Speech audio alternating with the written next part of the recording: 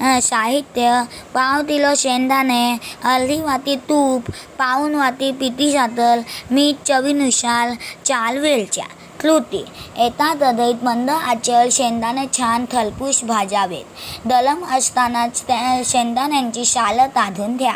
मिक्सरमध्ये शेंगदाणे वाटून घ्यावेत. आता एका थालीत वाटलेले शेंगदाण्याचे मिश्रण घेऊन त्यात चाळलेली पिठी साखर घालावी. वेलची पूड घालून सर्व मिश्रण एकत्र करावे.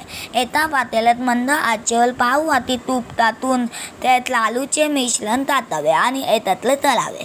लगेचच गॅस बंद करून थालीत मिश्रण काढावे.